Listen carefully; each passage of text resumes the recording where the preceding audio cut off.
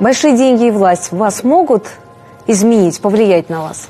Они могут расшатать? У меня не будет ни больших денег, ни власти. Почему у вас такая уверенность? Ну, мне не надо этого, мне кто-то навяжет это, что ли. То есть, а к чему вы стремитесь?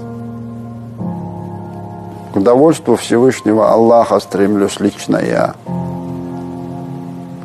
И жизнь моя меня устраивает.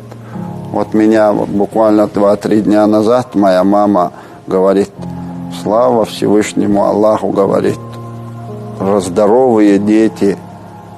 И я ей говорю, представляешь, я говорю, вот одного из этих детей надо отвезти на обследование в поликлинику.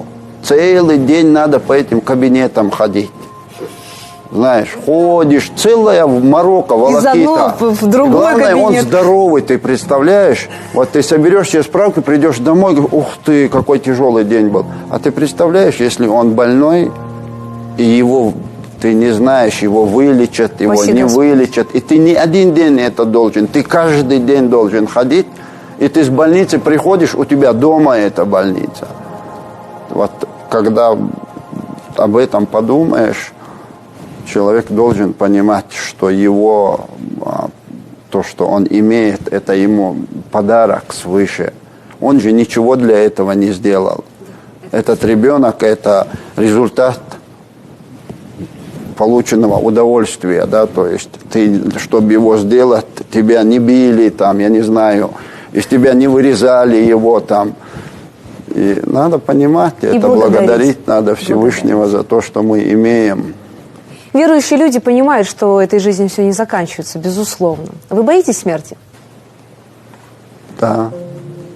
Я вот иногда, когда на самолете лечу, и турбулентность начинается, я понимаю, что я боюсь, видимо, не готов я еще к смерти. Хотя никогда, наверное, человек не скажет, вот все, я готов, я сейчас, вот сейчас. Вот, поэтому смерти я боюсь, потому что не знаю, что в итоге я получу. Поэтому надо свою жизнь строить так, чтобы не бояться этой смерти. Надо каждый день делать какие-то благие дела, что-то полезное делать. Надо каждый день заслуживать. И вот религиозные люди поймут, о чем я говорю. Вот каждый день надо трудиться. Эта жизнь, она как испытание. Надо каждый день заслуживать, зарабатывать себе место, скажем, место себе надо в раю зарабатывать каждый день. И поэтому, если тебе страшно умереть, значит, тебе еще надо работать.